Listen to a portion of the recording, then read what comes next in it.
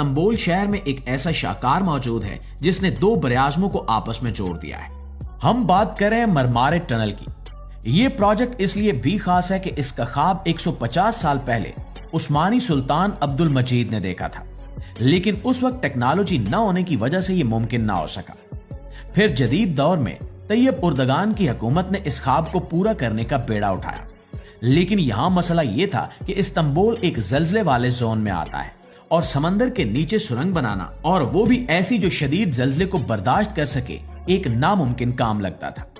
اس کے لیے انجینئرز نے ایک بالکل نئی تکنیک استعمال کی جسے مرسڈ ٹیوب میتھڈ کہا جاتا ہے۔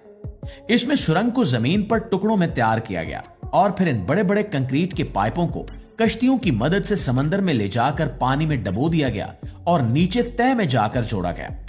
یہ کام اتنا نازک تھا کہ اگر 1 انچ کی غلطی بھی ہوتی تو پانی اندر آ سکتا تھا۔ ایک اور دلچسپ بات جو اس پروجیکٹ کے دوران ہوئی وہ یہ تھی کہ کھدائی کے دوران سمندر کی تہہ سے ہزاروں سال پرانے جہاز اور تاریخی نوادرات ملنا شروع ہو گئے، جس کی وجہ سے کام کو کئی سال روکنا پڑا تاکہ ان تاریخی خزانوں کو محفوظ کیا جا سکے۔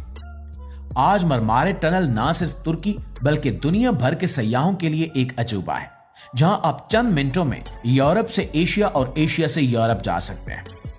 دوستو، اب کہانی میں تھوڑا سا ٹوسٹ لاتے ہیں اور چلتے ہیں ڈنمارک اور سویڈن کے درمیان، جہاں اوریسن برج اور ٹنل موجود ہے۔ یہ دنیا کا واحد راستہ ہے جو آدھا پل ہے اور آدھا سرنگ۔ جب آپ ڈنمارک سے سویڈن کی طرف جاتے ہیں تو آپ اپنی گاڑی ایک خوبصورت پل پر چلا رہے ہوتے ہیں جو سمندر کے اوپر ہے، لیکن اچانک وہ پل سمندر کے بیچ میں ختم ہو جاتا ہے اور آپ کی گاڑی پانی کے اندر غائب ہو جاتی ہے۔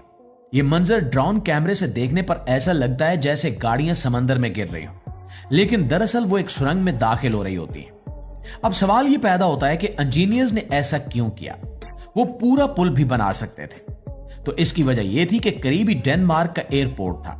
اگر وہاں اونچا پل بنایا جاتا تو جہازوں کو خطرہ ہو سکتا تھا، اور اگر صرف سرنگ بنائی جاتی تو خرچہ بہت زیادہ ہو رہا تھا۔ اس لیے انہوں نے یہ بیچ کا راستہ نکالا، لیکن اس کے لیے انہیں سمندر کے بیچ میں ایک مصنوعی جزیرہ بنانا پڑا۔ یہ جزیرہ مٹی اور چٹانوں سے بنایا گیا تاکہ وہاں پل ختم ہو اور سرنگ شروع ہو سکے۔ یہ انجینئرنگ کا ایک ایسا کمال ہے جسے دیکھ کر انسان دنگ رہ جاتا ہے کہ کیسے انسان نے سمندر کے بیچ میں اپنی مرضی کی زمین تیار کر لی۔ ان سرنگوں کے اندر سفر کرتے ہوئے شاید ہمیں خوف محسوس ہو، لیکن ہمیں ان ہزاروں گمنام مزدوروں اور ذہین انجینئرز کو بھی یاد رکھنا چاہیے جنہوں نے اپنی زندگی کے کئی سال ان اندھیری گہرائیوں میں گزار دیے تاکہ ہمارا سفر آسان اور محفوظ ہو سکے۔ ہمیں امید ہے کہ